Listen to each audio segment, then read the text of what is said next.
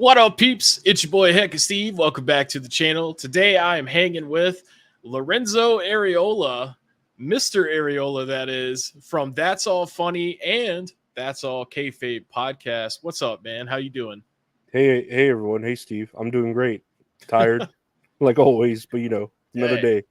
I'm telling you right now, man, it's Friday at the time of recording this, and this week has just been so I am excited to be done with all that work shit. Well, the main job and everything. But yeah, your name is Lorenzo Arreola. You have a very hmm great show. That's All Funny. I haven't got to check out That's All Kayfabe yet. Of course, Kayfabe being a wrestling podcast. Huge wrestling fan myself. I did an appearance on your channel this week, and we sat down. We talked for like 2 hours. Yeah, it So was I fun. don't imagine I don't imagine us going for 2 hours today, just because we already got that out of our system. And you were a special guest on the Top Rope Wrestling Collectibles and Autographs podcast, Wrestling Heel Talk, yesterday. So we basically been hanging out almost every day, it seems. No, it's been fun. It's been flying by. Like I said, it's the highlight of my week. Or for real, I've just been sleeping and then waking up. All right, time to do something Hell with yeah. Steve. Well, I'm flattered, man. I'm flattered that I could have that kind of impact on somebody's life. But yeah, we were just talking before we started recording, and you are Hispanic I am. from Texas, Lower and part of Texas. lower part, yeah. And but you don't speak Espanol.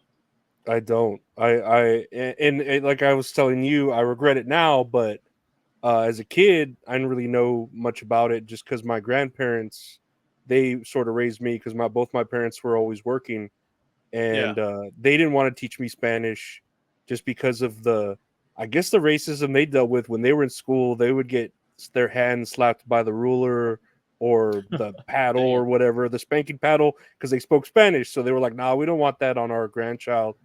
And of course, it's hurting me now because I know very little. I know like Dora the Explorer how to make swiper to stop swiping, in Spanish. But yeah, I never learned it, and now well, I'm 36, 37, I forget, and I know enough to get me through a conversation, but Yeah, I wouldn't go to Mexico and start like trying to run the with no country over there.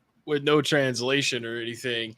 Yeah, I Mm-mm, mean, no. I took two Spanish classes in high school. I've experienced a lot of Spanish fellas in my day. So like I probably would say I know like 10% of Spanish, just enough to like keep myself from being a complete idiot. Basically, like if I was in a situation where I didn't have a translator, like my watch or my phone, I could say stuff like "Necesito cerveza, por favor," uh, or maybe you're going to a Mexican Wendy's and you're like "Necesito, por favor," um, or "Necesito agua." Just if I was very needy, and sometimes I am pretty needy. Um, I remember having a joke about ordering trying to go to a store like a Mexican store and wanting a hungry man meal, and I yeah, believe how you say hungry in Spanish is uh hombre, and then saying man is hombre. So you would want yeah, a hombre, a hungry hombre, man. hombre. Yeah, and I would say that too to the older guys at work. I was like, man, uh, tengo hombre, like I'm hungry, but it sounds like I need a man. And they'd start laughing and shit, like hoto or whatever. I'd be Yeah, like, yeah, that's funny. I know what I'm saying. that's pretty funny. And man, so when I was a wee little lad, I grew up on the lesser side of town, like the poorer side of town, and went to for middle school. I went to a predominantly black and Hispanic middle school, and at first I hated it because I'd got transferred during the second semester of sixth grade. But the first semester I went to a predominantly white school, and it was also a newer school too. Go figure, right? The white people get the new school, and That's how it works. yeah, so I was really cool and popular at the white school and known as the class clown, of course. And then I go over to the other school, which is like the older, beat down, holes in the windows, and shit like that. Dust caked in the bathroom, and like under the stairs. Very well not giving a shit about kind of school.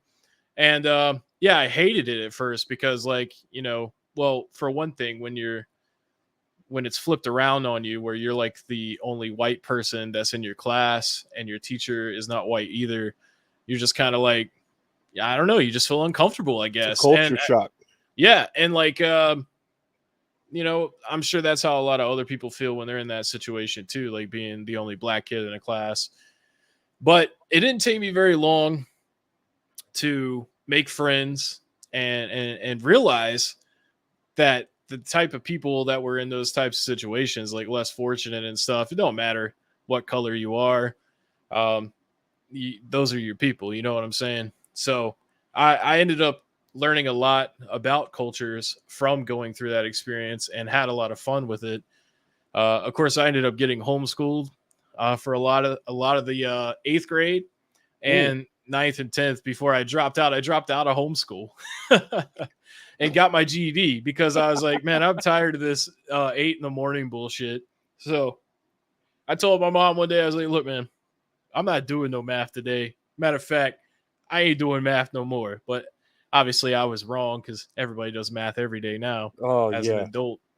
But yeah, man, it was crazy. And like you were telling me that you kind of experienced the same thing, but the opposite, where like most of the people you were around were like white people, right? Yeah, yeah. Like my parents were pretty well off. My mother was a counselor at the college there, at the junior college, and my Yeah. father worked at the post office, so he had like good money. I remember always having like the the best games I wanted, or we Yeah. felt pretty rich, and I felt like a white person. I always like I hung out with a lot of white people and Hispanics too, but really I don't remember ever seeing black people there in town. Like I don't like I Mhm. don't think I saw my first black kid until junior high or high school, a Oh, freshman, and wow. he was half black, so he wasn't even a full blood. And Full blood. yeah, and I remember he was real cool. His name was Jonathan. I would sell him. I would actually go to my mom's work and print out pictures from the internet of Sable, like working out, like all with her Nice. nice ass, and I would sell those pictures to him for like $1 that I printed out. Reseller scum. Nah, Yeah. I'm just kidding. No, I Hey. mean that was probably a pretty good hustle back in the day because this was pre-internet, well, Mm-hmm. pre-internet being common, Mm-hmm. and back And then, dude, a lot of printer people ink, don't know, man, but like printer the internet printer back ink. then, I'm sorry. Printer ink was like $120 back then. So doing it at my mom's work, it was just like, damn. and yeah, like you said, the internet is just was hard to come by. Actually, back then. Yeah, I mean, if you wanted to even just load an image on your computer screen back then, it would take like 30 seconds. Like it would piece it together, and you're like, Uh-huh. here's the top half, and don't worry, we'll get to the bottom. But yeah, I mean, it's just crazy how, you know, growing up that, everybody goes through certain things, you don't really know anything about them until you ask. Like I mean, like obviously I assumed that you knew how to speak Spanish, and maybe your grandparents didn't teach you Spanish because they knew that rich ass was going to be hanging out with them American fellas English, because technically Mexico is American as well, because it's Yeah. North America. Hmm. People always like to point that out. They're like, it's not even Mexican food because you're eating it at a stand in California. I'm like, well, technically Mexico is American. So shut the fuck up. Mexico's everywhere now. I mean, I don't know. I don't hate that my parents or grandparents didn't teach me it. It's more like an annoying thing now. But now that we have smartphones and stuff, of course, it's a Mhm. lot easier to communicate with anyone. Yeah, But so I didn't. that's one of the few perks to technology. Mhm. Literally, well, that and porn on the go. But I I didn't know that be speaking Spanish was going to become this big of a thing, because it's like I say the cool thing, like it's cool, it's good to be bilingual now. like on Mhm. a job application and stuff. And I'm like, well, I Yeah, they really pay you fucking more too. You get yeah. like I'm a like, dollar boost. I'm like, man, that really screwed me over. But oh well, I could just identify as knowing Spanish, and that'll instantly get me. We should learn Spanish together because like I've wanted to learn it because there's a lot of great artists, like musicians. There's a lot of really good cinema. And of course, I could just watch it with subtitles, but I mean, like, who the fuck wants to do that unless it's Japanese? Because Japanese is almost impossible to learn um, when all you know is English, because like Spanish and English are very similar. Mhm. Um, so maybe we should look into that. But hey, let's dive in to what the fuck we're doing here. Yeah, So has life been difficult with a last name like Areola? And why didn't you become a plastic surgeon? You could have been Dr. Areola. man. Being a doctor sounds real difficult now. I've never wanted to be a doctor as a kid. Right. When Okay. you're a kid and they tell you, oh, you could be anything you want, and it's like a fireman, an astronaut, a doctor, a policeman, or whatever. Yeah, yeah. Helpful, Yeah, helpful occupation. yeah. Those ones that are supposedly with the food pyramid scheme and all that. Um, I don't know.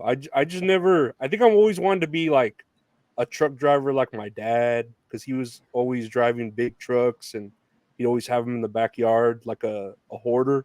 All the Hell demolished yeah, dude. twisted metal looking vehicles in the backyard. That's cool Uh, though. I play American Truck Simulator, and I'm not ashamed to admit it. I love that game. he, as a kid, I didn't think it was cool. Like you'd see on the TV the dads throwing a football with the son, and you're like, man, I wish my dad would be into sports and throw a football with me and do that gay shit. And Yeah. but now as an adult and I see him still driving a truck, and he's only got one good eye. His other eye got a piece of metal thrown into it one Oh time. damn. So the littlest of shard, but that's all it takes. But I see him still grinding, still driving his truck. Uh Yeah. and I'm like, man, I wish I would have gone that route. Like, make money, travel the states and all that. And it was like, and my last name, yeah, Arreola. That's where we're going with this. Right? I was like, what was the question? Yeah, because I mean, areola, I mean, not the way you spell it. I mean, it's got one less R, but it might as well just be nipple. Mm-hmm. And I never got that as a kid. As a kid, no one ever. It would always say Lorenzo Arreola here, and they would never make fun of me. All it would be was, oh, here's a fat kid. They'd make fun of me being fat, but nothing about my last name being the technical part of the nipple or the best part. It Well, depends on what your preferences. I will say this, man. Being fat definitely shields you from being insulted about things you actually get offended by. That's the easy one. The You know what easy, I'm like, saying? Like, yeah. you might have like some mental issues going on, and someone's just like, man, that guy's fat, man. He's just Mhm. fat. That dude eats double cheeseburgers all the time. Piece of shit. He's gonna die really soon. He's gonna have a heart attack, and he don't even care. Look at him drinking that Coca Cola. You know? And Mhm. then and like you're hearing that, and you're like, man, I mean, Coca Cola is pretty good. Like it tastes pretty good. And if the side effect is I have to be a little fat, I mean, hey, you know, and maybe I won't live as long because I'm fat. You know, I won't have to pay rent as much because I'll have 10 years less of rent to pay. But yeah, There's no, there's the kid with lice. Look at that fat guy. He's just there scratching his shit. Like. yeah. He's all sweaty because he's fat. And then of course, like you got like the other side of it where you go see a doctor and you're like, man, my fingernail has just been hurting a lot this week. And they're like, if you drop some weight, there'd be less pressure on your fingernail. What? Because what's happening is your finger is getting too much blood in it because you're fat as fuck. And yeah, you need to change that, you fat piece of shit. So, anyways, That's how my doctor is. He like I have terrible anxiety, sir. I can't go anywhere. Well, have you thought about a Mediterranean diet? Losing weight could help. And it's like, yeah, dude, I didn't have anxiety when I was fat before, and now I do. And you're telling me if I lost weight, it would solve. You're absolutely right. I don't want to be a it, doctor. I don't it want to be would. Doctor Arreola. Well, it would probably boost confidence, which could affect your anxiety in a positive way. It could make it better. Um, but no, I mean there is some like legitimacy sometimes Yeah, definitely. with doctors saying that. I mean, hey, being skinny typically is healthier in all illnesses. But like they said, like being fat and getting, the popular virus from a few years ago that killed a lot of people. They said, you're at worse risk if you're fat, and it's like, well, duh. Like you're at worse risk being fat with every illness. But I had that virus 3 times, and it was different and shitty 3 different ways, 3 different times. But I don't think being fat really made that worse. I think that thing just sucks, no matter how much weight is around your lungs. Uh, I remember I never got it, and I don't know. I remember I don't know the statute of limitations, but I remember doctoring a form that I did so I could take some days off from work, at least a week or two Well, back when you could take off like so many days. But I never got it. But I want to say like my anxiety cripples all the fear in me, keeps all the other diseases out, mhm. So I never got it, but I did get whatever they call it, the jab or whatever you want to call it. But that was just because of The the jab. convenience. Is that what they call it? I haven't heard that term about it. Maybe we're talking about a different illness, Well, no, not the illness. I mean like not the the 19. the shot for it.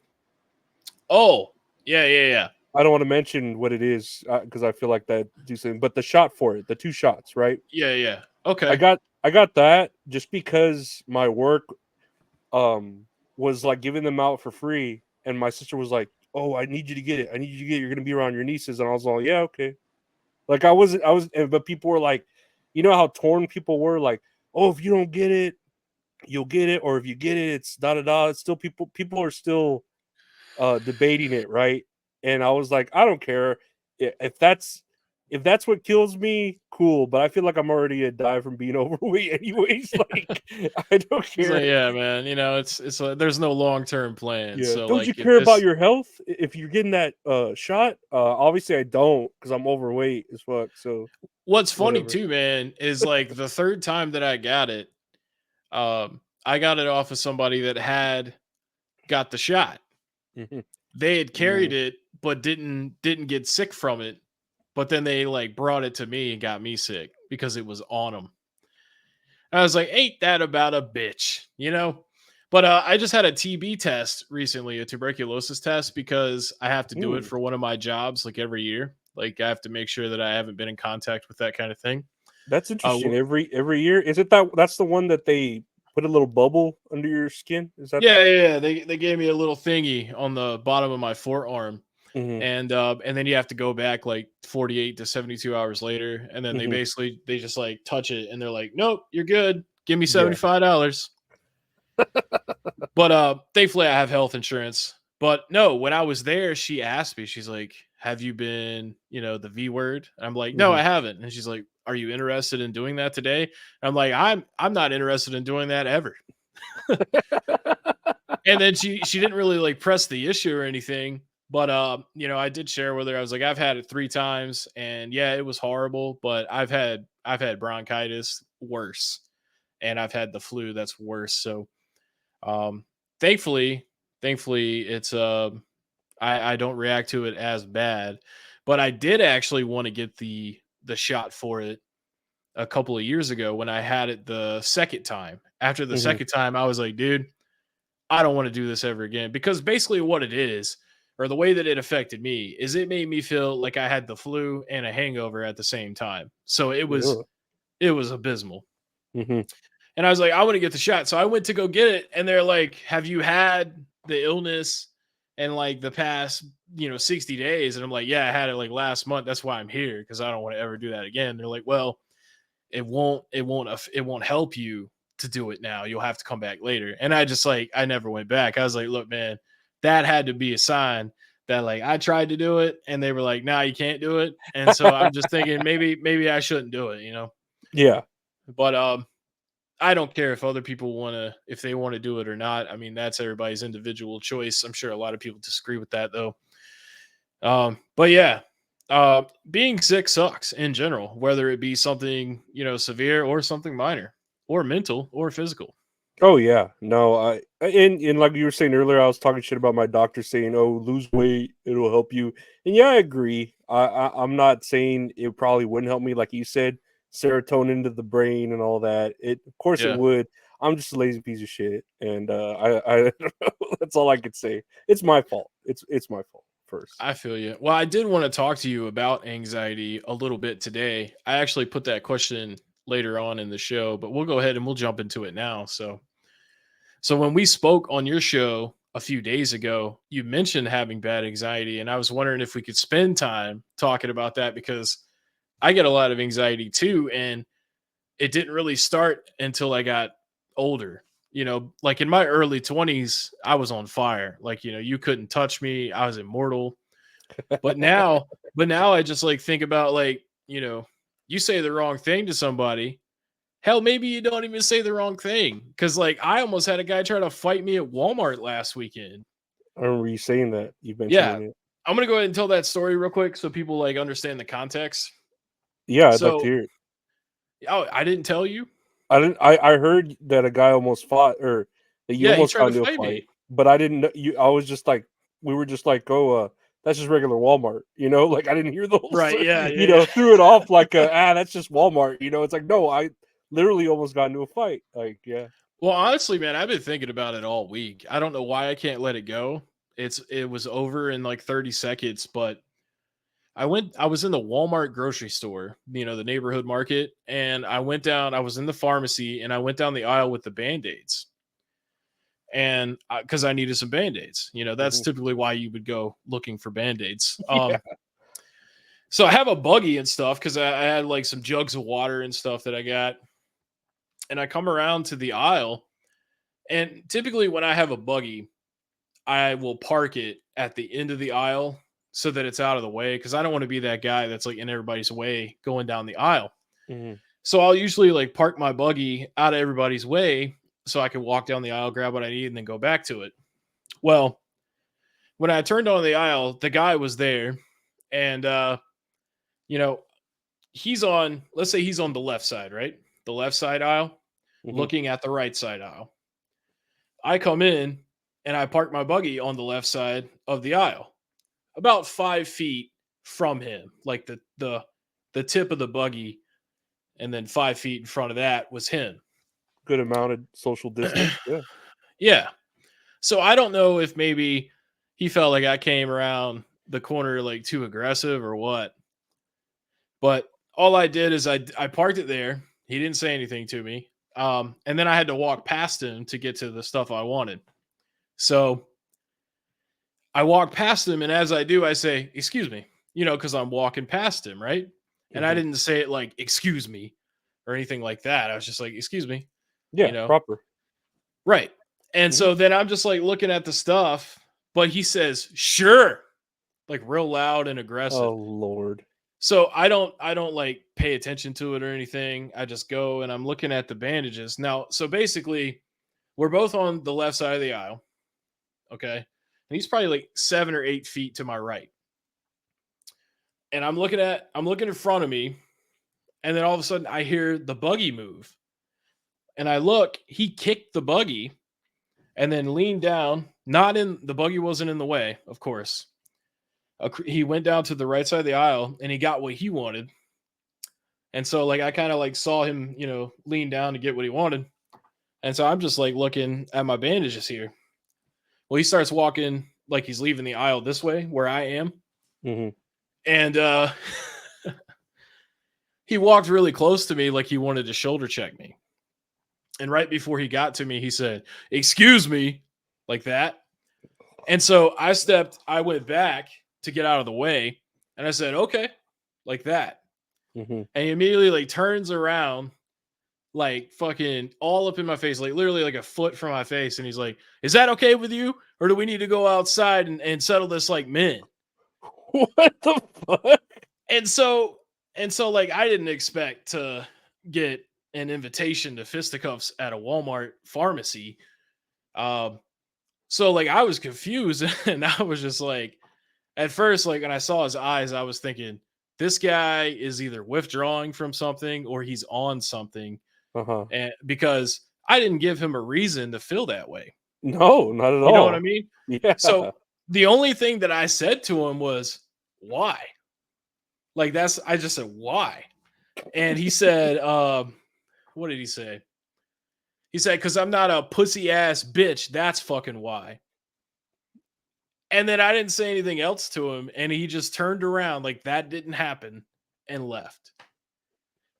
And I was just standing there. My girlfriend was in the bathroom at the time too. Uh-huh. So like I'm just standing there like, man, I almost had to pepper spray somebody in the Band-Aid aisle of Walmart because I had my pepper spray with me.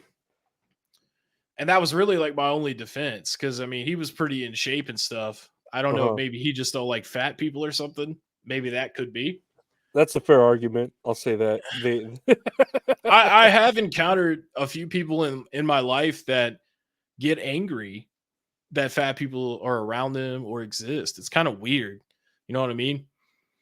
But yeah, that happened and just like it's just been stuck in my mind like all week. But my girlfriend came back from the bathroom and I didn't tell her at first. I was like, all right, these are the bandages I need. I put them in there and I grabbed the buggy. And like, I just had a guy right before you came here, like try to fight me. She's like, why? I was like, that's what I said. I don't know. Maybe he recognized me from YouTube or something, but I feel like he would have brought that up. I think I really just ran into a crazy person. No, if it was a Walmart, I can believe it. And like you said, he was probably on edge from something, Hmm. and he was hearing words that you weren't saying or hearing them in a way that obviously he wanted you to instigate, but it's Hmm. like your tone was basically neutral, if not respectable. You know, Yeah, like yeah. I was just confused, man, and I think that's where the anxiety part comes in because I've just kind of thought about it for like an entire week. Because this happened last Saturday and it's Friday now, so like 6 days ago. Um, but yeah, it just confused the fuck out of me. But I mean, we were in the pharmacy, so if he was withdrawing from something, maybe he was there to get a prescription and couldn't for some reason, like couldn't mhm. afford it or it wasn't ready or something. And I was just the next person on the Price is Right or something. Um, but I mean, I do know how to fight, but it doesn't necessarily mean that I want to fight. Um, but I probably would have got very injured, and he probably would have got injured too. Because the first thing I was going to do was spray him with that goddamn mace, Mhm. and then that would have made him even more mad. Because then he can't fucking see, and I didn't know if he had a knife or a gun on him, so that might not even been the right call. But yeah, I mean, I just wanted some band aids. At least we were on the band aid aisle. So if something did go down, at least we would just be able to apply first aid real quick. I would have gone the Darby Allen route and just taken the hit. Like if that were me, I'd probably just be like, well, I wouldn't. I would do the same thing as you and be like, no, I'm fine, thank Yeah. you. I don't want to. We don't need to go outside. Like I mean, I plan to go outside later, but not to fight you. I plan to just leave. But if I you you know, it was it's a kind of situ funny, but it's not. It's funny, but it's not. You know what I mean? It is a scary situation in that and it's quick. sense. So like you have a lot of stuff that you calculate in your head in the moment. Hmm. I ultimately decided that saying less was definitely more Hmm. in the situation because I did want to say that no, I don't want to fight at a Walmart that's beneath me, but I figured that might not have been the right thing to say. So I just said, why? Logic prevailed. I'm glad for Yeah. once.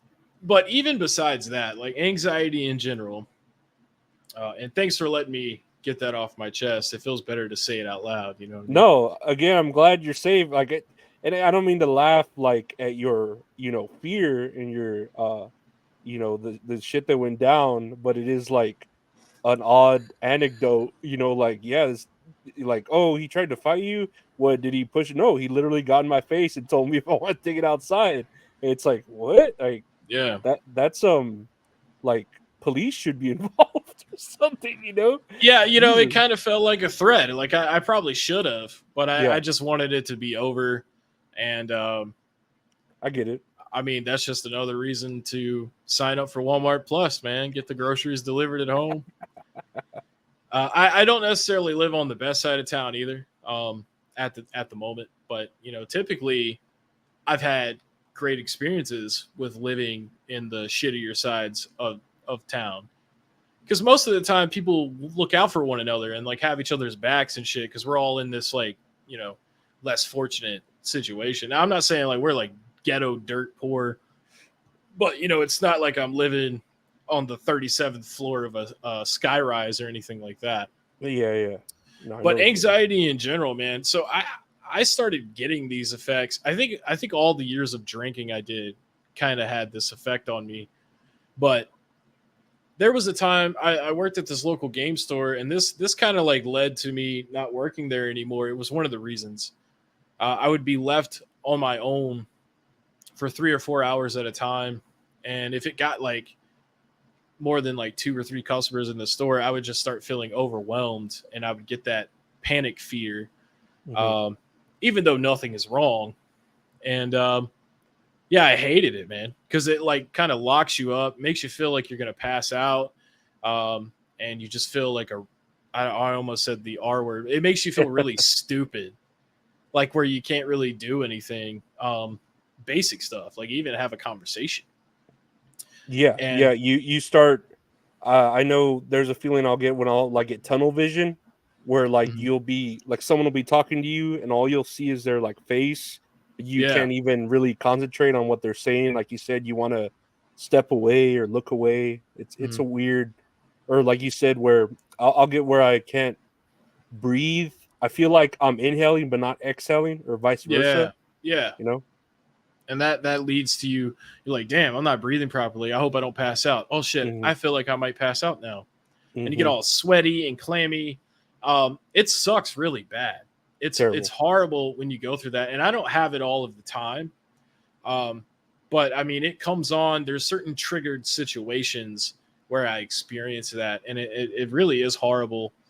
Um, Another one, I mean, wearing sunglasses helps. I've noticed that. So basically, like if I can take the attention off of myself, that that helps a lot. Because I used to front a rock band, so like everybody used to look at me.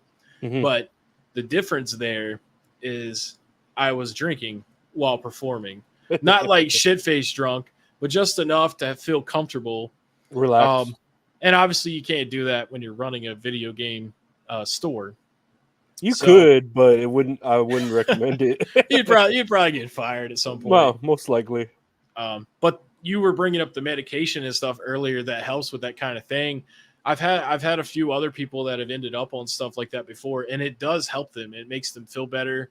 Helps with depression and stuff, which I don't feel like I have depression. I just deal with the anxiety a lot, but especially health anxiety. And obviously that's a big one because I'm a big dude, so I'm constantly like, I feel like I'm gonna die every day pretty much. So when people call me fat and stuff, it doesn't really hurt because I'm kind of like constantly already thinking about that. Yeah, I'm So reminded it's of it. it's yeah, it's not like a shock or a surprise, like, oh my god, I am fat, holy crap. um but the medications, they change the people, because like I've had friends that have taken the medications and it helps them with their problems, but then it makes them kind of a different person. And so Mhm. I don't really want to go through that. I was on a lot of ADD medications as a kid because I had ADHD, ADD, and I had ODD, which is like a defiant disorder. Ooh, Yeah. that one sounds spicy. Well, basically, like you can't tell me nothing, or at least that's how it was. Like I'm gonna do Uh-huh. what I want, and yeah, I was very troublesome in elementary school, but I got out of that stuff like by the time I hit middle school, and I don't really have to deal with ADD anymore. It's mostly just the anxiety, but um, yeah, it just overall in general it sucks. And if someone else that's watching this is suffering from anxiety, there's a lot of us out here that are just kind of internalizing and dealing with it ourselves, and we probably should all talk to therapists about it. It all depends on the person. Like mine, I'm open about mine, and I would say mine's pretty crippling. Like to where, like the last 6, 7, I think it's been 7 years, I haven't been able to leave. like my like 10-20 mile radius. Like I haven't been able to leave my home basically, right? Like I could Yeah. go down the street. I used to be able to go to work, which was pretty close. But now I can't. It's too far. The post office, which is about a 15-minute drive. But I would say since I was like 13, I've had this. And around 13, I guess my parents got divorced, blah, blah, blah. I got depressed there. But I remember the first time I've ever felt my anxiety get the way, like you said, where you feel like you have no control or you're trapped. That's how I describe it. You're trapped with no Yeah. exit, or you're looking Yeah. for an exit. The first time I ever felt it was when my dad lived out of town and my mom lived where we lived in Uvalde. And you know how they have like visitations where like, oh, the father takes the kids for the weekend or whatever. Uh-huh. And so my dad was going to take us, me and my little brother, and I didn't want to go. And my mom was like, "You got to go with him. It's part of the court rules or whatever." I didn't want to go, so I felt that anxiety kick in, and that's when the first time I've ever felt it. It's on the back seat of my dad's car, and I couldn't. I had no control over my situation, Yeah. and that's where it hit me the first time. And then ever since then, it just kept growing and growing, and you learn to cope with it. Like maybe you with your store where you said you had the feelings of at the store. Like you said, you'd wear sunglasses to help. You would drink to Yeah. help. So, like if I was in school, I would sit by the exit door, so I knew I was like able to leave when I needed to. Yeah. Or Um, in the back. yeah, when I Yeah. started driving like on the highway later on, I would drive on the right exit lane always in the slow lane so I Yeah. could So you exit could get whenever. out. Yeah. I would take the stairs instead of an elevator because I hated feeling that trapped in an elevator. You know, I've done that before too. I mean, I can deal with elevators for the most part. Um, but yeah, I mean, I prefer to take the stairs, which I know is usually a shock for people. They're like, "You telling me you walk upstairs?" And I'm like, "Dude, I, at this point in my life, I'm looking for any excuse to exercise. So, Hmm. Hmm. and if it makes me feel safer, why not?" And then when I would take trips with people, I would have to be the driver. I couldn't be the passenger, Yeah, and so stuff like that, and you call it me being ADD. I don't know what you would call it, right? I didn't call it back then. I was just finding ways to get around, not feeling scared. That's all I called it. Because yeah, believe it or not, mental health when we were maybe because we're around the same age, hmm 10 years ago, it wasn't the same as it is now. Mental health for men, there was nothing that existed for men. Really right. wasn't. No, you're Uh, right, man. And I was taking Ritalin before people found out that it could be used recreationally. I was taking it to feel normal. I was taking just like sertraline or antidepressants to just deal with that, you know, Hmm um, what is it? Just the bottom line anxiety. Yeah, But now, fast forwarding it to now, it's been like 6 or 7 years, and I haven't been able to really leave my house. Like I really am scared, and I could pinpoint it to the day when I completely lost connection with like the outside world, and it was when the movie Atomic Blonde came out. Because I remember that was the last movie. That was the last movie I saw in a theater, and I haven't been to the theater or anywhere since. wow, man.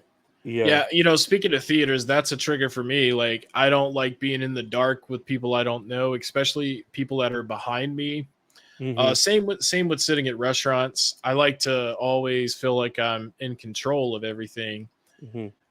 Also, another big trigger for me that I actually experience a lot because I walk to the grocery store is when I'm in the self checkout and I'm checking out and scanning my stuff, and then when I can see that there's somebody waiting for me to get done, that causes anxiety, and it's all internalized. Like I'm not just like like that, but it feels like it. It's very very horrible, and Yeah. it sucks to like be going through stuff like that. But I usually have the sunglasses. I'll put the sunglasses on, and it helps a little bit. But um, I was trying to think. And There was another thing about anxiety. well, and I always say like not that, and I'm sure you have, like I know you said you had like a little bit of family. I'm sure we have our support circles. I'm not against people who go see therapy. I've tried therapists, and I feel like that's more for people who might be alone, like they have no one, Yeah. or they're more of they want to keep it a secret, which is cool. Like if you Mhm. want to, that's fine. But I'm very open with it with my family. Like my nieces know, my sister Yeah. knows, my friends know. So they're It's better comfortable. if they know. Yeah, I but think, all yeah.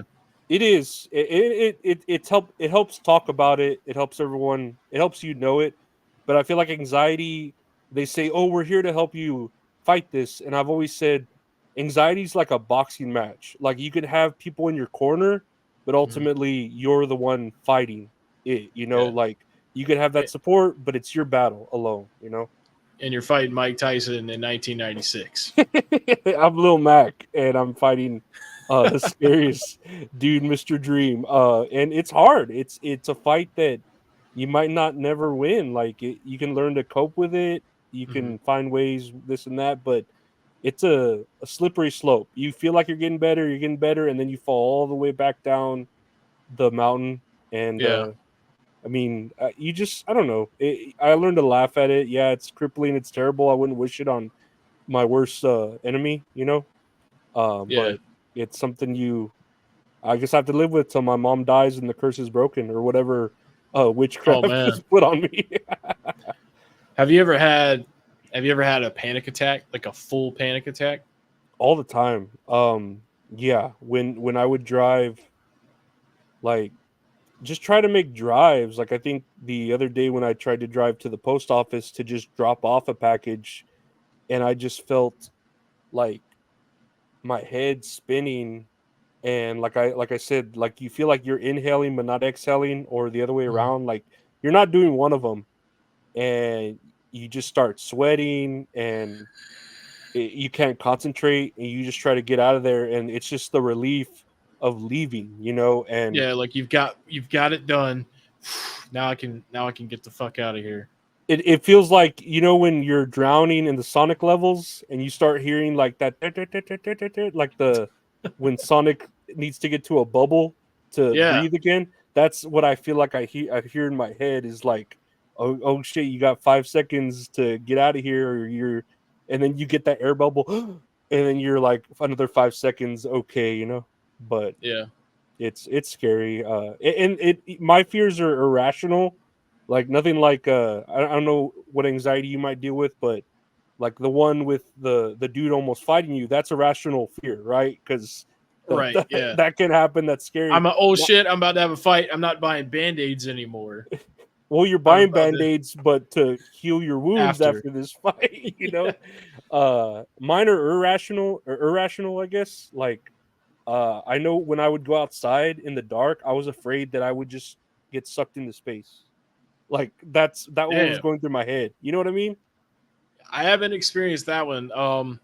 Mine are mostly based around social interactions, I think. Mhm, Um I have experienced anxiety sometimes by myself at home, but it's very mild compared to how it feels in a public setting mhm, where I feel like people are observing me a lot. And it's kind of funny, like being a YouTuber and all, but it's different because I can record it and then kind of put it out. I don't have to live in the moment, which is one of the reasons why I don't do a lot of lives. mhm. I do plan on doing them though, and maybe I could have a beer or two to like make me feel more comfortable. Oh, excuse me. But um, I had one full panic attack one time. I was taking a shower, and this is like 14 years ago. I was at the time I was staying with my mom and dad. They lived in an apartment. I had broken my foot like prior to this, and Oh, so I had to move out of where I was with some roommates because I couldn't afford to pay the bills anymore. So I was like, let me give y'all this room back so that it doesn't create a financial burden on y'all. I can go live with my parents, recover, and then maybe come back. So at the time, I was living with them, and I didn't really have a reason to have anxiety at the time. And this is like one of the first times that I started experiencing that kind of stuff. But I was taking a shower and just like all of a sudden just had like overwhelming fear for no reason. And so I like got out of the shower and I was like, I think I need to go to the hospital. And I started feeling the tingling in the fingers and on the face. Mm-hmm. And we were sitting at the emergency room, and it wasn't like an actual like severe emergency, so you have to wait. And I just remember I was sitting there, and I was waiting to be seen, and I just kept getting worse and worse because I didn't know what was wrong with me, and I was just anxious because I wanted to find out what was going on with me. And so like the tingling in the fingers was now like in my hands fully, and like worse on my face, and it caused me to hyperventilate a little bit because I was kind of freaking out. And so I started like shouting for my mom because she at the time she had went to talk to like the, I guess it's like registration where they get your insurance information and stuff, Mm-hmm. and left me like in the sitting area. But then I started yelling out to him and stuff like, "Hey, something's happening to me. I'm freaking out." Obviously, I didn't say it like that. I said it like I was fearing for my life. Mm-hmm. And I'm sure everybody else in the waiting room was just like, "What is this like big bearded guy freaking out about?" You know, because I like know it the doesn't. feeling. You wouldn't, yeah, because you wouldn't expect that kind of behavior out of somebody that looks like me, or Will you you expect you you assume tough, yeah, if you're acting like that, they expect you to be bleeding out or a bullet in you or something? If you're yeah, like, I'm freaking out, like I'm losing it, like, yeah. Well, yeah. they finally came out to me, and I was actually in a wheelchair. I don't remember why they put me in a wheelchair. Probably because I was saying like I might not be able to walk or something, because Mm-hmm. I didn't know like what was going on with the numbness. I didn't call it tingling at the time because I didn't think about that term. But it got to the point where I had like a full blown panic attack, and like my fingers locked up. It was the craziest shit ever. I thought I was dying, to be honest with you. It got to the point where like I couldn't feel my face anymore, and when I was talking, I was like this because I couldn't feel my face anymore, and my Mm-hmm. fingers locked up. Like they kind of like went in like this. Like Yeah, I don't, yeah. I don't know if you could really see that. And I would try to pull it apart, and then once I stopped trying to pull it apart, they would just go right back. Like I was basically handicapped for like 3 minutes. That reminds me of like those videos I watch with the UFC when they get one hit knocked out and you see their body just like Yeah, yeah, they're like stiffen starched up. up. Yeah. Yeah, I have no idea, man. But they told me that was a panic attack. I thought a panic because I've seen other people have anxiety attacks and panic attacks, but never have I seen that or seen people lose the way that they're talking and stuff. But eventually, what had happened was is I was terrified of what was happening to me, but after like 30 seconds to a minute, I just kind of like gave up. I was like, well, I think I'm just fucking dying. So like this is the end. And I just kind of like slouched over and like relaxed every muscle in my body, just waiting to like die. Yeah, you gave into it. You accepted it. Yeah. And then I felt better. like 2 minutes later after that. And then they came and checked on me again. They're like, "You all right, man?" And I'm like, "Yeah, I think so." But like what happened to me there? Because like I've never ever experienced something like that in my life. Um, But I knew that it always started with that tingling feeling in the hands and the face. So I've had tingling since then a few times, and I would just immediately be on it. I'd be like, "Nope, I don't want to fucking do that." And I would just like, I would figure out ways to help. And one of those was walking, drinking water, and shit like that. So it would help take your mind off of what was happening to you. But so you never had something like that happen to you?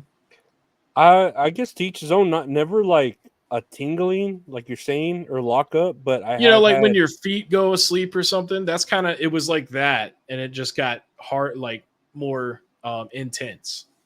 no. Mine's more of just the breathing, like not being able to breathe, and my Yeah. head just like freaking out. And typically, like what I would do to try to calm myself down, like how you said you just kind of like gave in. I would put my fingernails, dig them into my other fingernails to feel pain, so they Hmm. would keep my mind off of it. that'd be the only thing that would maybe help me cope. But really, it was just like my head spinning, not being able to breathe, and then feeling like your brain is leaving your body, like a disassociation. And Yeah, it's an ugly feeling. Like I've I don't know. experienced that. I've experienced the disassociation too. I didn't think that we were going to talk about this in depth, but those are things that have happened to seemingly both of us, and probably to a lot more people that even watch this channel. Um, but I don't know. Maybe the tingling in the face and the fingers was more of a hyperventilation side effect. Like maybe I was losing oxygen in my blood because I wasn't breathing properly, and it starts at your limbs Mhm. and maybe your face just because it's your face. I don't know, but Well, and then the body is like a crazy thing, dude. Like how all the neurons work and the mhm. circulatory system. It's Yeah, it's crazy that like to think of how the body is and how like oh man like it all works in one piece. And I'm not like a scientist or anything, but then the fact like oh you even have to deal with like mental health and like something in me's mhm. messed up a little where I feel fine, like I'm not like my doctors check all my numbers and they're like I mean by on paper you're healthy, but I'm scared as hell of just Yeah, existing, like okay like yeah. And I actually ended up. I mean, I got the watch and stuff to help monitor like because it does like ECGs, which is kind of like an EKG a little bit, and like blood oxygen level and stuff, which actually turns out not to be very accurate, the blood oxygen part, or mhm. just heart rate in general. Because I was going to the gym 4 days a week with a partner, and I really can't wait to get back into the gym because that dude, he just went MIA on me for no reason. That's his style. I've known him for like 15 years. He does that, but um, yeah, I mean, like it made me feel better to have the watch and like help monitor my sleep patterns and stuff like that, and it's very beneficial. But that was one of the main reasons I got it, was to try to ease my anxiety about stuff or see if I had atrial fibrillation, because it can check for that. So far, fine, but I have noticed that too much caffeine will make the anxiety worse, because I was putting way too much coffee in the little filter thing, and so I was getting like some unleaded coffee. And then one day, like one of my favorite coffees to drink is the Pike Place Roast by Starbucks, and it's Mhm. delicious. It's fucking awesome. And I would just pour it the way that I thought was how you're supposed to do it. And then one random day, I just kind of like looked at the bag, and it's like for one 10-ounce cup of coffee, you want 2 tablespoons of the coffee. And I was drinking roughly 15 ounces, so that would be about 3 tablespoons, right? Mhm. Well, that day I used the tablespoon measure and put 3 in there, and I looked at it, I'm like, damn, that's about a fifth of what I normally put. So I, that helped cutting down the caffeine, because apparently I was overloading myself on caffeine. That particular coffee, each 10-ounce cup is about 100 milligrams of caffeine. So you think about that. I was drinking 400 to 500 milligrams of caffeine, not even realizing it, because caffeine doesn't make me giddy. It doesn't make me energized. It still gives me the crash, which is kind of bullshit. Like, how are you Mhm. gonna like give me the negative part, but not the temporary positive part? I mean, it helps a little bit, but like, it's not like I'm like, Yeah, yeah. You're yeah, not like the Flash going around everywhere getting everything done. Like yeah. I know But that's now, how it was for me with because I would work two jobs when I did work like in my I guess not even my prime, whatever you want to call it, but about 7 years ago I had my job at the grocery store and in the mornings and then at nights part-time at Home Depot working in a warehouse like so they were both very active jobs, right? Unloading trucks, yeah, lifting 50 pounds, 100 pounds, whatever. So I'd good have workout. to, yeah, it kept me at my regular weight. I'll say that. I wasn't freaking Fabio or a Rich Piana. I just kept a good weight to where I could eat like trash but still be decent. But Yeah. I would be waking up at 3 in the morning, drinking like two of these Celsius drinks, right? Just to get going, and then come home, probably drink another one, take a nap, get up and take two more for the Damn. afternoon. And it's Mhm. like, dude, I'm killing myself with caffeine, but just to be like at a normal awake, like just to do again the bottom line of like basic what I need to do. And it's like, oh, all this time I'm taking antidepressants and anti-anxiety medications while downing them with these energy Yeah. drinks. It That doesn't. sound yeah, that's pretty hardcore. But you stopped or you cut back a lot? Well, I mean, I ended up having like a complete breakdown. I think a couple years ago, to where I just like left both jobs because like my anxiety just overcame me. It just swallowed me up to where now like I do some remote jobs here and there, but I just couldn't handle like the stress of both jobs. That's why I tell people like you can cope for so long, but man, like eventually, like I don't know with you, like it gets to you, like all that Yeah. pressure. Yeah, it's like you said earlier, it's like the boxing match kind of thing where you feel like you have no option but to just kind of fight back whatever way that you can. But another thing that I realized was because I could check my heart rate all the time, I would notice that I would just be sitting here working, so not moving around at all. And I noticed that like my heart rate would just be like 108 beats per minute or 110, 115, just sitting here doing nothing. So like I started trying to figure out what that was. And obviously the first thing was, oh, I'm fat as hell. So that's probably why. And that might be partially why. But then I was thinking at the time I was doing the nicotine gum, which is like way stronger than my vape. I was trying to Hmm. like stop vaping and stuff. And I was on the gum for like a while, but you're not supposed to do the gum for more than like 12 weeks. And so then I was thinking, well, maybe my heart rate is up a lot because I'm taking too much nicotine. And so I stopped. I went back to this, which this is only 3 milligram. Compared to like what most people do nowadays, they use those like Elf Bar vapes. Those Ooh, are yeah. like 30 milligrams. Like Yeah. so, like when you see me hit it and it's just like a decent sized cloud, it doesn't really hit like that. Like a 30 milligram, you'd be like, and it would about make you want to choke unless you're used to it. But see, Uh-huh. like with this, I can like hit it, and that just feels like a normal cigarette hit to me. Hmm.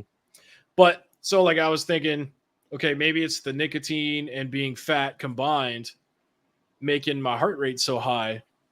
And then I kind of cut down on everything, and the heart rate was still really high. And I was like, well, what the hell is it? Found out what it was from process of elimination. And what it was is it was too much salt. Oh, okay.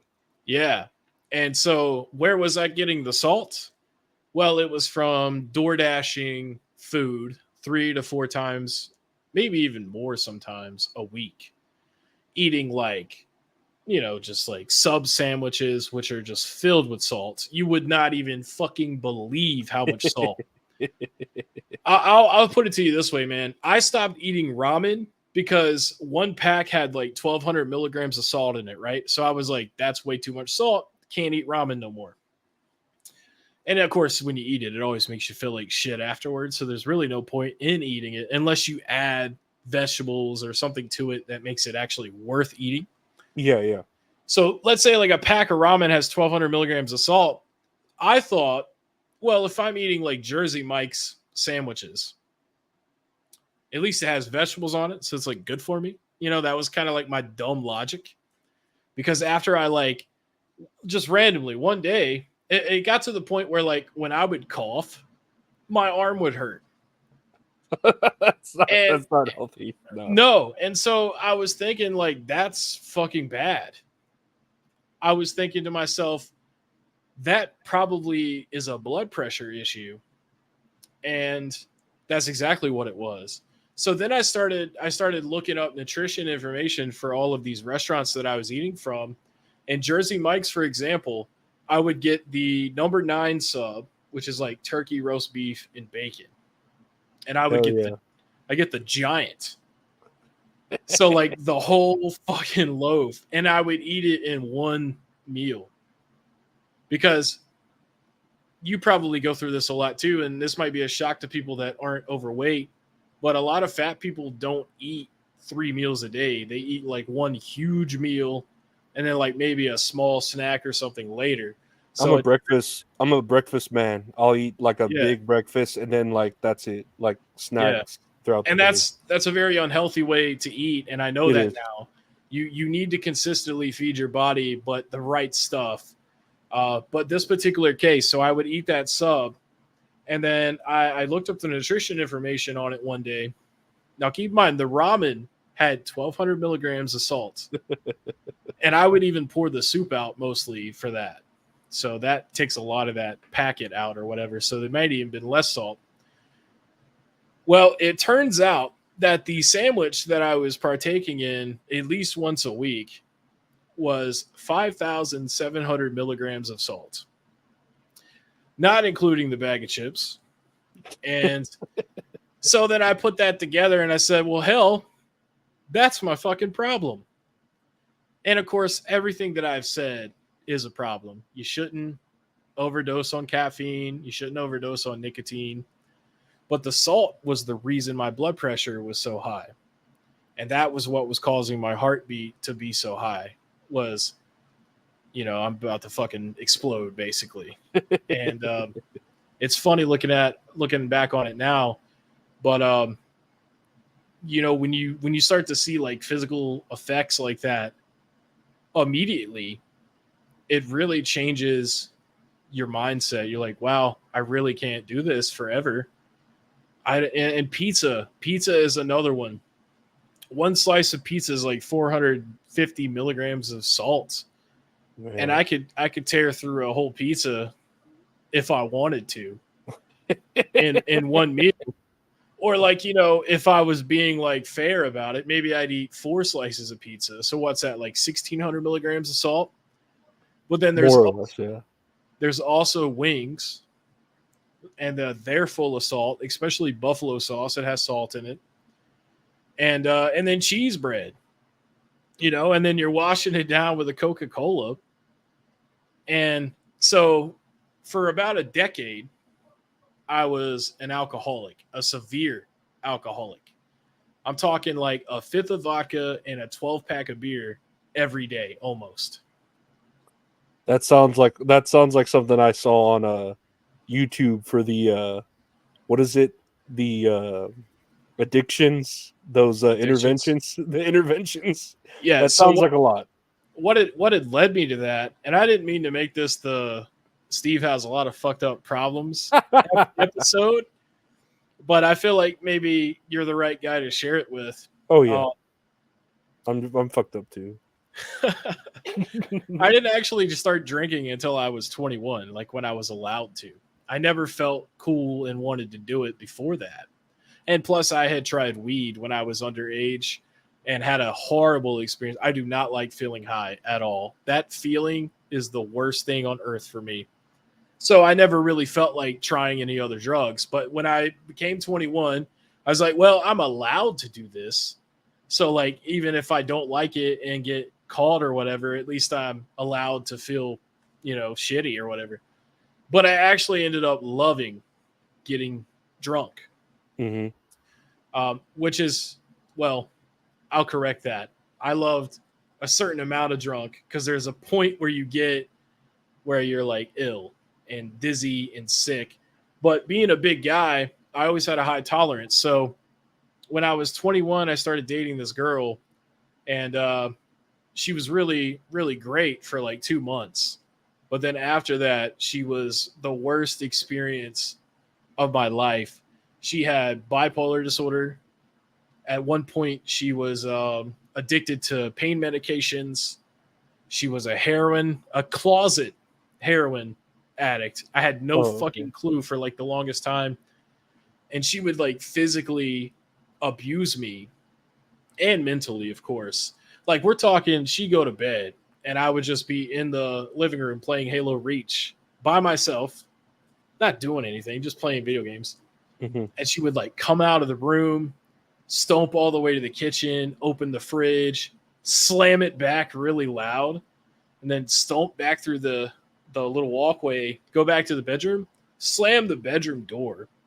And so I'm sitting there playing Halo, and I'm just like, what the hell is going on? Like I'm thinking that, but I'm not saying anything about it. So she slammed the bedroom door, and after like a minute or two, she would open the door and then just start yelling at me, like, "Are you fucking kidding me?" And I'd be like, "What?"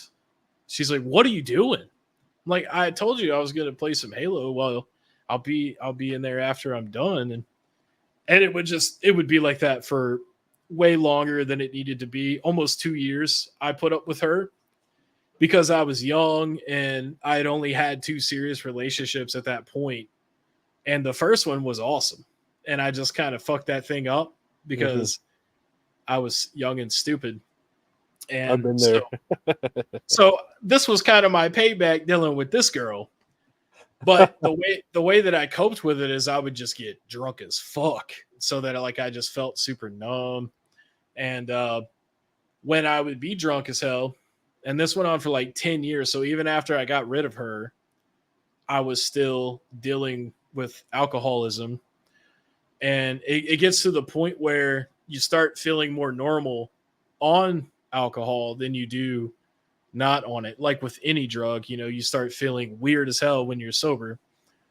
And like I said, man, 12 pack of Bush Ice. So it wasn't even good beer. And then like a fifth of Burnett's vodka, because I had to relatively stay cheap with it if I was going to drink so much 5 to 7 days a week, depending on how bad that week was. And yeah, it was horrible, man. But you would get a hangover, and hangovers are horrible. I don't know if you've ever had a hangover before. I've had one. And not to like slow you down with your story, but I was never a drinker Yeah. at all. I drink my dad the typical. Hey, you want a sip of my beer, mijo? When I was a kid, took a sip, tasted like piss. Nope, It, never again. it Uh, it does taste like piss, yeah, but when you get addicted to it, it tastes good. and so I remember like when I was really anxious at one point, I tried drinking alcohol, like Hmm. to see throw whatever at the wall, see if it sticks. So I drink like half of a Smirnoff screwdriver, like Hmm. half of a bottle, and I woke up with the biggest fucking headache in the world. Just that. it's But it's it's pretty bad, man. And when you go to sleep when you're drunk, you're not actually sleeping. You're just kind of unconscious. Or if you are asleep, you're not really getting a lot of benefits from sleep because your body is too busy processing alcohol. And I just got worse and worse with it. But the reason that I bring that up is because when you're drunk, you make bad food decisions. And so get Papa John's down here with the pizza and the wings. And then when you're hungover, you don't want to do anything. So you make more bad decisions. Call Pizza Hut or, whatever, get some subs down here or something because I'm just not going to be useful to anybody today. I just need food and to kind of build your strength back up because you're severely dehydrated and you've basically pissed all of your nutrients from your body. Um, yeah, so that happened for like 10 years, and that's how I ended up being fat, basically, because I was always a little overweight, but into that point where the alcoholism happened, I was relatively okay, like slightly overweight, like 250, because like average is like supposed to be like 160 to 180. mhm. Um, and I guess 70 is not really slightly overweight, but compared to what it is, today, and what it had gotten to at the max, 250 would be like a fucking dream. You know I what I'm know the saying? feeling. Yeah, Yeah. But yeah. So but let me ask.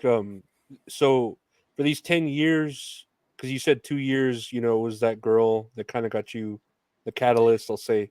Um, were you were just privately drinking, like it wasn't a social sort of thing, it was just you It Doing it was like in your private, like, you know? it was both. Like I'd Mhm. go over to friends' houses and we'd watch football all day and get wasted. Um, I honestly at the time, like I was making it fun, and maybe I could be blamed for causing a lot of alcohol addiction problems for other people because they would occasionally drink, but I would be like, I got this case of beer and we're gonna drink it in an hour, and you have to help me. So there were a lot of bad influences that I would cause, and that happened to me too. Like it wasn't like I just decided one day that I wanted to drink alcohol, Yeah, went yeah. down to the store and started.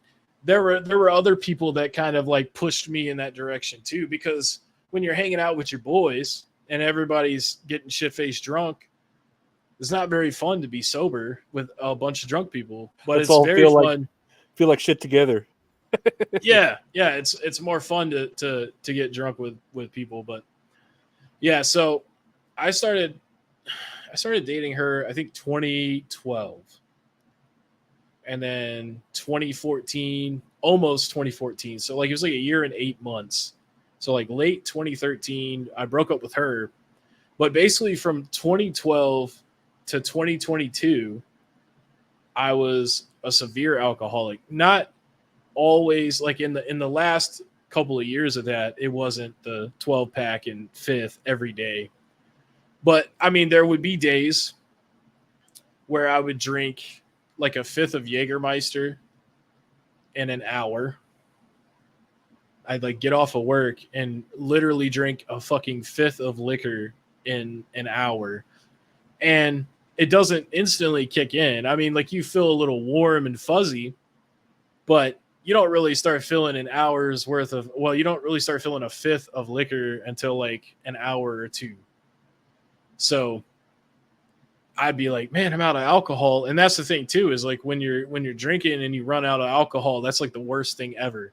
Because in that moment, you want to go and get more alcohol. Hmm. So I would pay, because I don't drive. Uh, I do plan to drive soon. But I would pay my best friend like $10 to go and get like a 6 pack. So like I drink a fifth of liquor and then have him bring me a 6 pack and drink like one beer and then be completely useless, like blacked out, um, super hot because it just makes you so hot. Hmm. And it was just horrible, and it was a horrible way to live, especially being big. Um, you shouldn't be doing shit like that. And there was a lot of times where I would pass out drunk, and then I'd wake up at like 3 in the morning or 4 in the morning to go piss. And one morning I got up to pee, and I realized that my arms were hurting. And I thought that maybe I had passed out on them and laid on them for too long. But if I had done that, then I would have woke up with like floppy arms, because the blood circulation would be gone. And then I looked down at my arms and they were swollen. Ooh, And I was thinking to myself, that is weird. I've never had that happen to me before. that's new. So so I got on my phone, and I can't remember the exact term for it, but essentially what it is when you drink more alcohol than your body can handle in a certain amount of time, it has to start putting fluid in other parts of your body, and it starts with your limbs. Hmm. So I was drinking so much so fast that I was basically I think it's called alcohol neuropathy. I think that's what it's called. That sounds Yeah, like a good, not a good term, but the term, that it sounds does like an sound it. accurate term for it. Yeah, Yeah, so yeah. um so it just kind of freaked me out. I'm like, man, what the fuck am I doing? And like I don't even like, it got to the point where I didn't even really like being drunk anymore, like past a certain point, Hmm. because it makes you super hot. Like I said, it makes you dizzy. It makes you make stupid decisions. It makes you clumsy, and being big and not being able to keep your balance is a horrible combination. There was a few times where I had hit my head really bad. I'm pretty sure that my skull was fractured at some point. There's like when you rub the back of my head, there's like this huge gap, like indention. And I think I know exactly when it happened too. I was staying at a friend's house at the time, and they had like an unfurnished basement, and that was kind of like the chill area. Mm-hmm. And I remember I was drunk as shit this one day, and it was raining outside. So like I went because like you couldn't get to the basement from the house, so you had to like go around to the backyard. But it was like a full, like it had a sliding door and shit. It wasn't like I was hiding out in a crawl space or anything like that. Mm-hmm. But there was like a couch in there, and then there was like the back seat of a van was in there. And I'd went in there, and I went to sit down on that van seat, which happened to be placed up against a brick fireplace that went up into the house because it was like a dual fireplace, like one in the basement, one in the living room. And when I sat down, I just kind of like whiplashed my fucking skull into the back of that. And I'll tell you right now, man, when that happened, I wasn't drunk anymore. It like knocked me sober. And I'm pretty sure I had a concussion, and I went to fucking sleep. And a friend, and then my friend showed up like an hour or two after that. And I just remember it was like almost impossible to wake back up.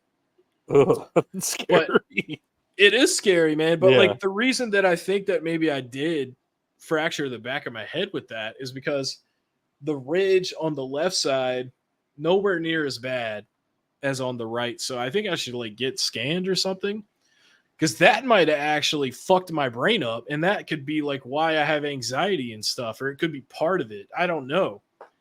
I've done a lot of bad stuff in my life. I'm definitely not drinking at all anymore. I had a couple of beers for WrestleMania back in April, like the beginning of April, but only like 6 over the course of like 4 or 5 hours. I have no desire to be wasted or addicted to alcohol again, like I was doing it every day and stuff. It's horrible, and it gets to the point where you feel like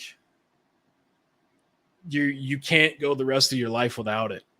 You start thinking like, I can't quit drinking, man. That's the only way that I feel comfortable playing in a band, or like that's the only way I feel comfortable being out in public is to like have like one beer or something, just enough to make you feel better. So I don't know, man. That was a really long-winded story, and I might have just told everybody way too much about me. Well, it's all about self-control, like, because you're. It's not like you're like, I gotta stop drinking. I'm spending too much money on it. My family's being ruined because of it.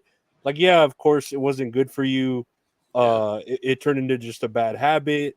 But like it didn't get to the points that I've seen or you see on TV, like the worst case scenarios of, oh, I was driving, I wrecked my car, or I'm Jimmy Uso, I keep driving 3 times with DWIs. Like Yeah. at least you got to a point where you're like, this isn't good for me. And you can still control yourself. You're like, I just had a beer the other day. I do a little bit of nicotine here and there with the vape. Like it's all about self-control. And with anything, I mean, yeah, both of us, we're bigger, we could exercise, whatever, it's bad genes or whatever. But And it's I do exercise. Yeah. I walk 30 minutes a day at least. But I want to ultimately say, because I don't think I said it, but my blood pressure is a lot better. My heart rate is a lot better. So the fast food, not eating fast food, but maybe once a week now has significantly improved everything. I'll say it's moderation. That's all. And then being active, but then also good genes. Some people are just blessed with they could eat and drink all that we're talking about and not feel anything or not gain any weight. And it's just like, fuck you and your perfect Russian German genes or whatever they have. My best friend Joe, I've known him since 7 years old, so about 27 years now. That dude has never weighed more than 150 pounds. So I get it, because I'd spend a lot of time at his house and I'd be on the same diet as him pretty much. And he wouldn't gain, but I would, so it's got to go somewhere, right? Yeah. You Well, here lose we it and are. I find it. Here we are at an hour and 20 minutes in. I've gotten through 2 of my 6 questions, so that's mostly my fault though. I shared more than I thought I was going to. I just kind of let the Lorenzo take over, you know? Oh, dude, that's how I am. I'm a like a Dementor from Harry Potter. I suck out all the evil from you and all the bad thoughts and Yeah. depression. Suck it right out of you. Yeah. Let's actually talk about what you do on YouTube for a few minutes here. So you've been running 2 podcasts for quite a while. You've got That's All Funny podcast, which is kind of like a comedic, general kind of thing. Hmm. You have the That's All Kayfabe, which is like the wrestling focused one. And you do That's All Funny like almost every day, right? Yeah, I've done it every day straight for like 500 and something episodes. So almost two I years. know. Almost. 500, because I think I was 523rd, I think, or 522.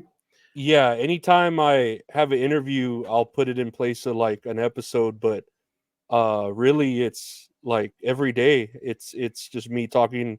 It started out with like stories because I'd have a lot of random stories, like we just Yeah, talked about the depression, or I hate my mom, or was in love with my yeah. cousin, stuff like that. But I watched a couple episodes, but I missed the cousin one. yeah, they're in there. The a lot of the beginning ones are very personal, but they're fun. Yeah, I And wanted to ask you, the reason mhm. I brought it up is because I wanted to ask you, like, since you do it every day, how do you like keep it fresh and like fight the feelings of being burned out doing it? Because making videos is a lot of time and it's a lot of effort for the most part, even when you're just doing a simple thing like what we're doing right now. Yeah, it's all about just, I don't know, making time for it, because I know, like you make time to walk 30 minutes a day. Mhm. We try to make time to do stuff. Like I'll tell myself before, creatively, I'm not much of an artist, but I like writing, or like jokes or stories or whatever. Yeah, So like creatively, I was like, well, I want to do, first it was like stories of mine from my life as a podcast, and then like I started doing interviews with random people, or like you start networking and meeting people. It's cool.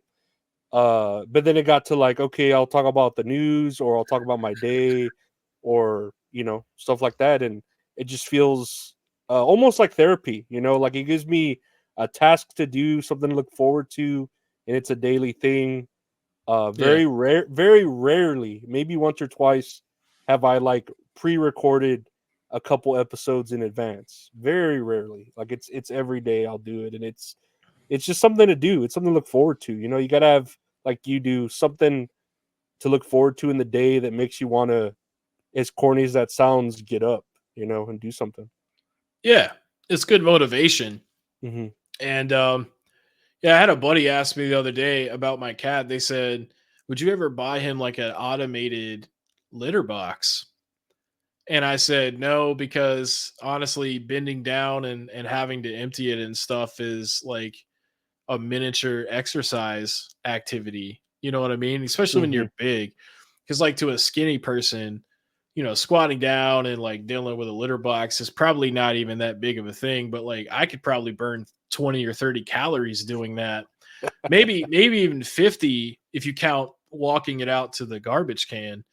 Um, so yeah, I mean, there's a lot of things that go on in life that I would not want to change, even if it was more convenient, because I like I like being forced to move around and shit. Because one of the 2 jobs that I do is a desk job.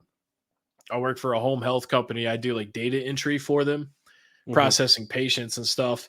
So that's 8 hours a day of sitting at a desk. And so I will like have little breaks. I'll be like, okay, I sat for like an hour. And the watch allows you to set it to where it'll remind you to stand up.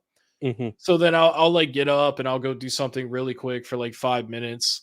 Like run the trash out, and I'm upstairs. So like I have to go down the stairs and then walk about a block and a half to the dumpster and then back and then up the stairs again. So that's a really good way to like get in like a little bit of exercise. And then like on lunch, that's when I'll do like my 30-minute walk, or at least try to get it to where, because my watch tracks my exercise. And so I'll just try to always hit that 30-minute goal. And I've been really slacking on it this week because it's been a really hectic and busy week. But the weekends I hit it pretty hard too, because that's when I go out and do like a little shopping and a little Pokemon Go. Get some steps in, hatch some eggs. Um, but yeah, I mean that's great. I mean that's honestly it's kind of impressive when you think about how many episodes you've done and like how you do it every day and stuff. I definitely try to keep up with subscriptions and stuff, but now it's gotten to the point where I'm just subscribed to so many fucking people. Sometimes I miss a video or two, but I always try to watch it when I see it pop up. Um, Now the rest of the questions are video game related, and the first one, I mean, you're quite familiar with the type of videos I make. I want to Mhm. ask you, how do you feel about video game resellers? Uh, like I said at the beginning, or no, we talked about it a little bit. Like I said, no, we talked about it. I think on my interview with you. Yeah. I used to think it was pretty cool the way the videos were. It made it seem like, oh, they're treasure diving and they're finding it. Oh Hmm. wow, I just found this game at the Goodwill. I found this at a garage sale. Let me start making a pile over here to the right. This is my pile. Nobody touches my pile. The So I liked path. it. Yeah, I liked it at first, right?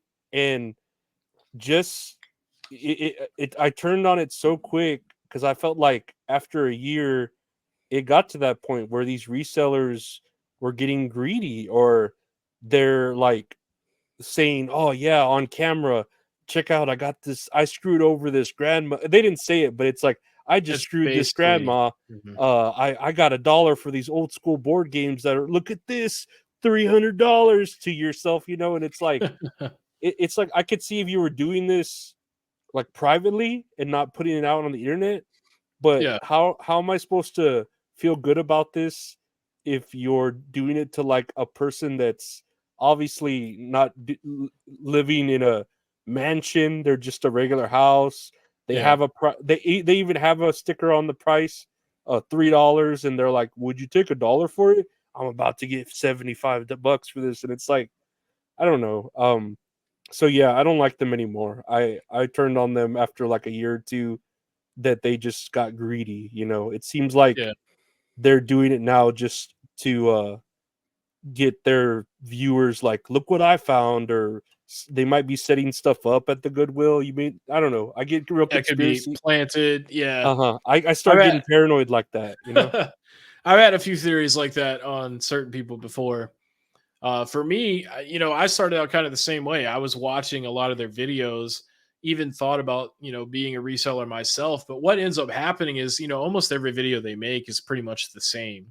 Hmm. So I would get bored watching it, but I'd still keep it on and watch it. And then I was thinking about like, the way he just did that is kind of shitty.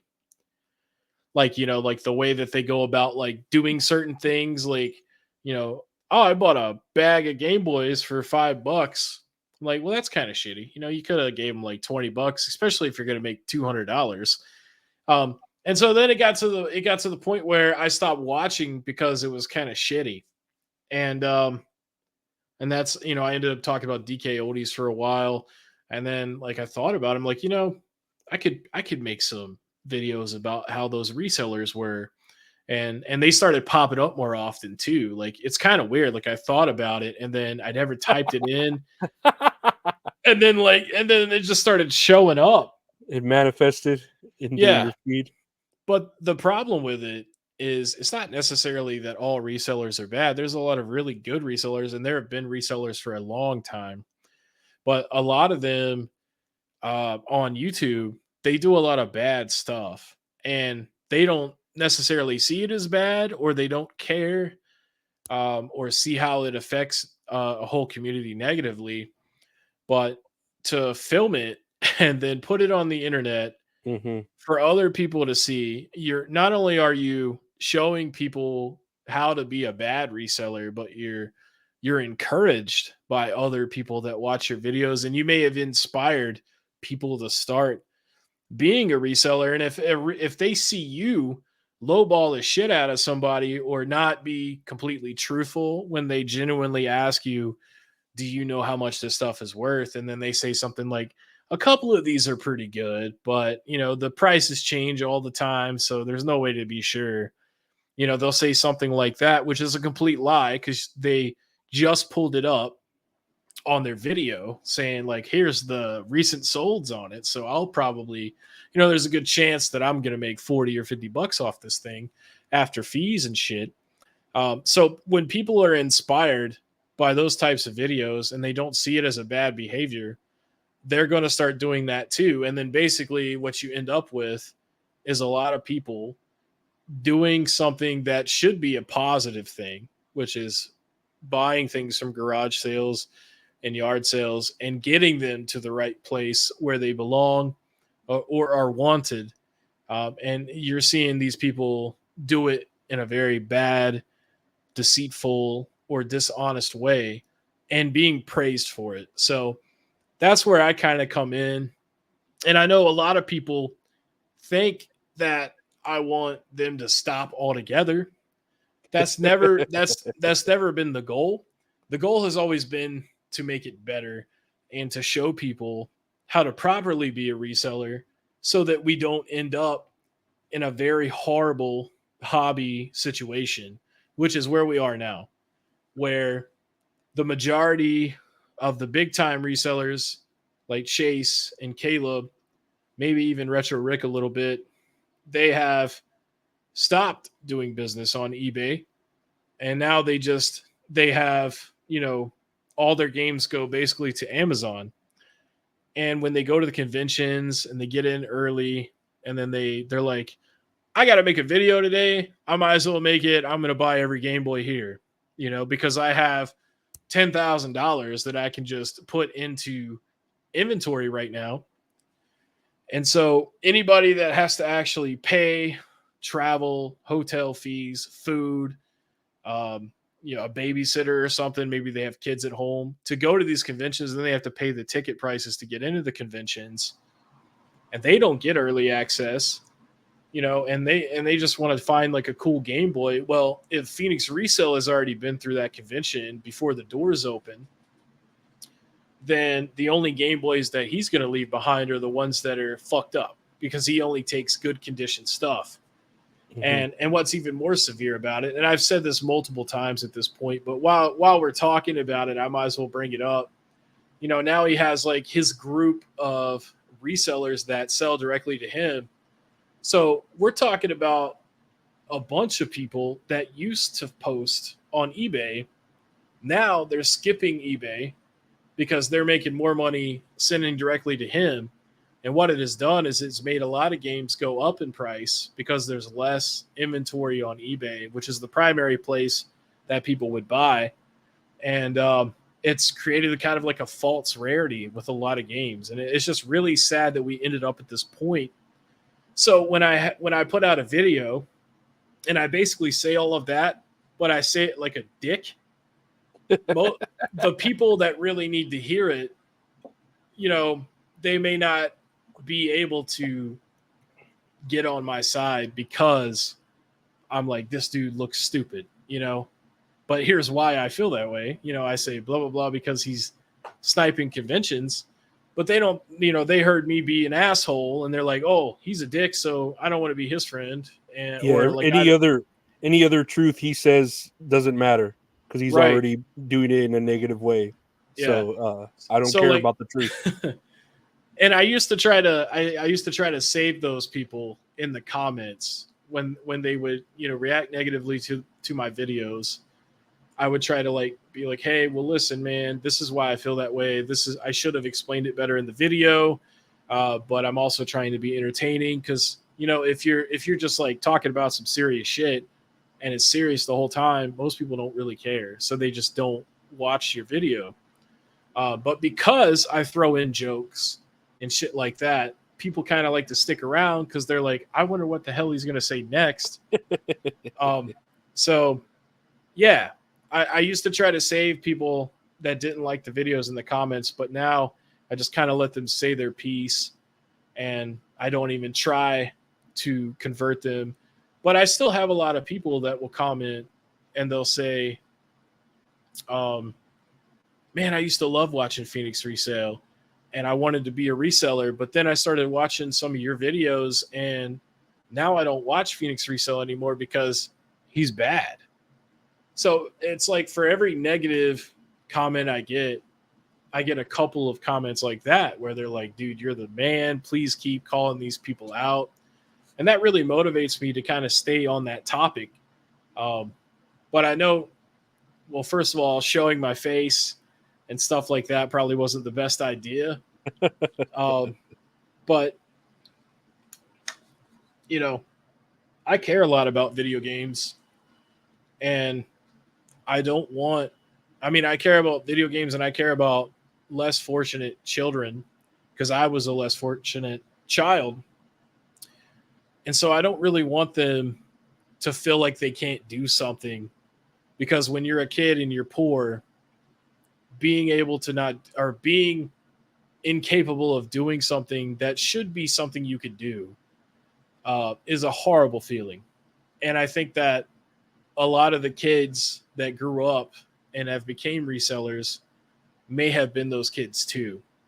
Maybe not all of them, but now they're so unwilling to feel that way ever again that they've monopolized themselves into this culture of reselling because it kind of secures them from not having to do without, if that makes sense. Because I know a lot of them will flip to build their game collection because they don't want to pay, you know, $200 for Chrono Trigger or $250.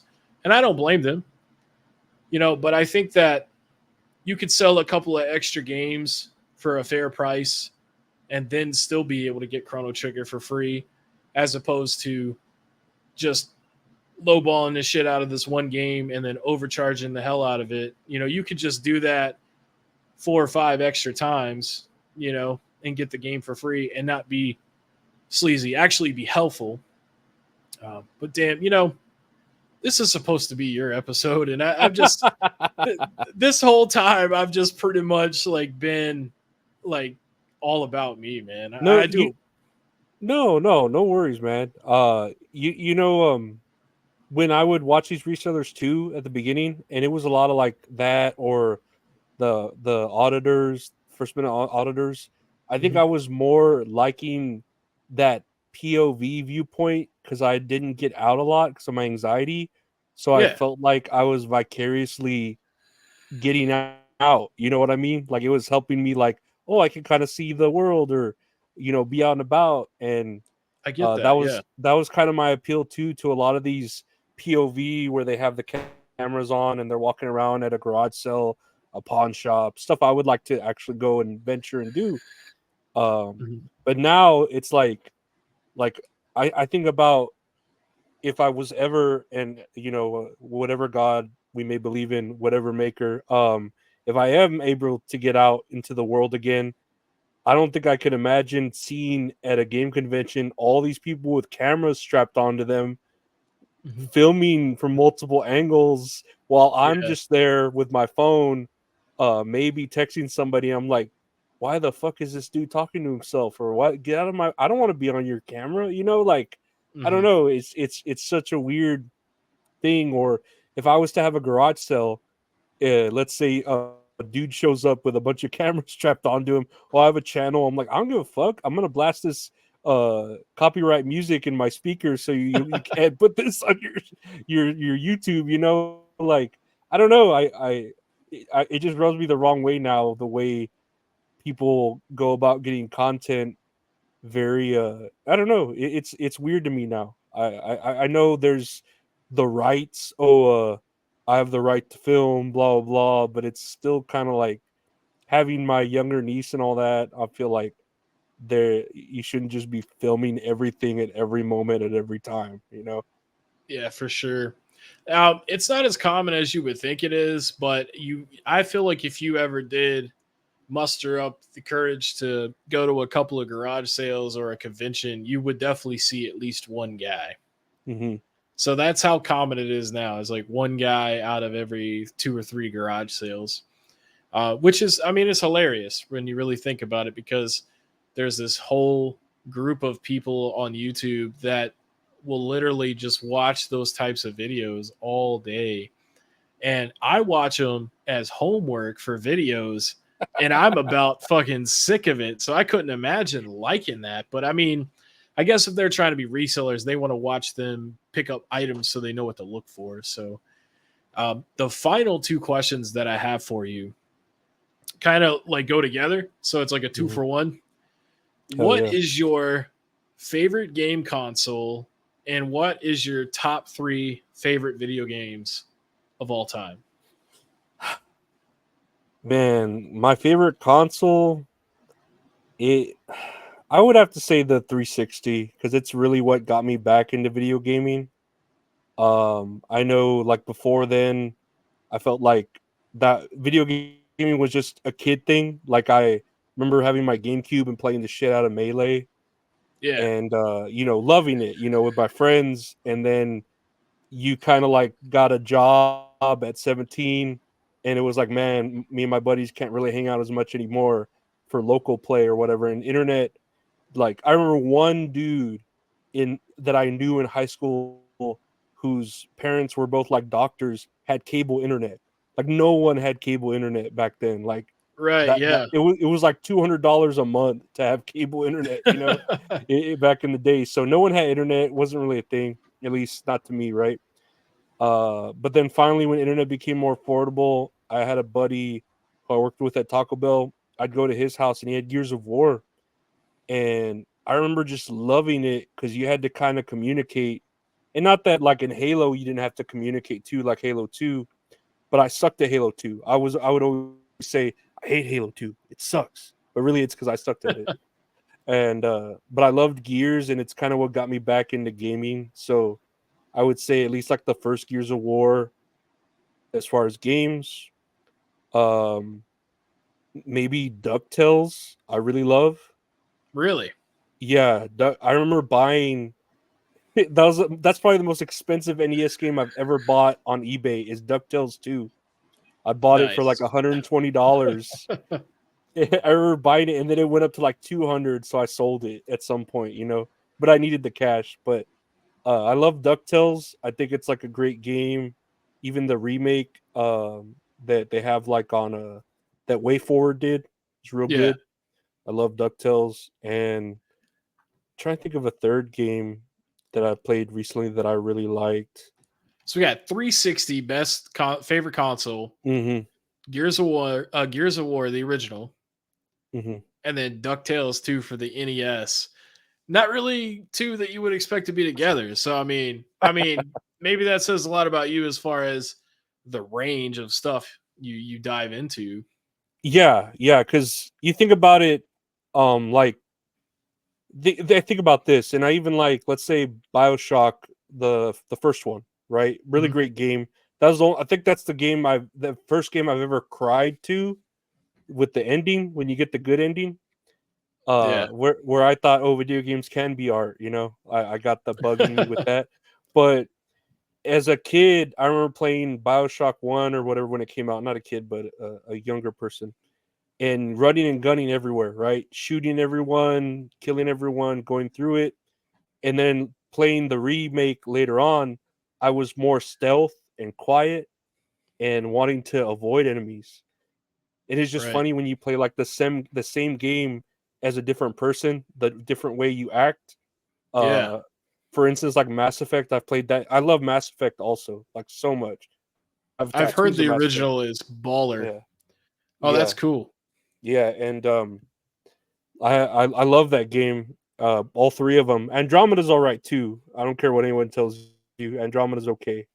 But 1, 2, and 3, I remember playing like running and gunning, this and that, and then later on playing it more Paragon, where, oh, let me try to talk to these people and not wage war. You know what I mean? So Yeah. it's weird seeing like your old self as a younger kid playing this game, and then later on it's just a game, but you make these different decisions where you're like, oh man, I have different thoughts now that I have a niece or I'm older with paranoid schizophrenia or whatever I might have. You know what I mean? Like I have these Yeah, different thoughts, so I'm more empathetic to it hits even different. Yeah. yeah, even the fictitious things. You know? Yeah, that But- definitely can change. I mean, like with age, like when I was younger, I wasn't afraid of heights at all. But as an adult, I am afraid of heights. And I've experienced that fear. That's how I found out that I was afraid of heights. I went to downtown Charlotte and we went on a skyscraper, like to like the Ugh, 30th floor. ugh, I'd And be like scared thinking about it. just the air pressure changing freaked me out. I was like, dude, fuck this. I don't want to be up here. But yeah, I mean that's a pretty good solid 3 games. Some Gears of War, some BioShock, maybe a little Mass Effect, and then DuckTales 2. Hey, Had to throw that classic in there, man. it did a lot of things right for Nintendo. No, I don't know. Hell yeah. Well, dude, man, thank you so much for taking time out of your, I guess, not busy day from what you Yep. told me. Nope. I'm chill. And I mean, dude, we've made like 6 hours of content this week together between your channel, this, and then like the live stream. Maybe that's why I felt so comfortable telling you all that personal shit earlier. Um, because like we've kind of became like friends instead of just people that do YouTube. So Yeah, I know. Like when I first asked you to come on the show, and I don't know how it is like when you have other guests, but sometimes some people just want to come on. Oh, okay, I'm ready, and then get out of there because I don't mhm. know your personal like life. You may be busy with things. I don't know how busy you might be. Blah blah. So I understand that, but you were like, oh no, let's get to know each other. Okay, cool, and we just hit it off. Like it was real Yeah, cool. Like I like we hate a lot of the same things, which I think is the better way people get along. People can love the same things and not get along as well as people who hate the same things. that's You know, true. That's true. I feel like that's where we bond better is that we hate the same things in common. So I mean, we just hit it off. there's a lot of truth to that, man, for Hmm. sure. But yeah, man, thanks so much for being a friend and coming on the show tonight. I know I said it would probably be in an hour and we got close to 2. That's what happens when you put me in front of a microphone and I just yap my ass off. But it was fun and we'll definitely have to do some more stuff in the future. And Oh yeah, man. for anybody that's watching, if you're interested in checking out That's All Funny or That's All Kayfabe podcast, I'll be sure to put the link to his channel below. But it's basically just your first and last name, from what I could tell, right? That's just how you find you on YouTube. Yeah, yeah, that's it. Yeah. Lorenzo Arreola. Lorenzo Areola with 2 R's.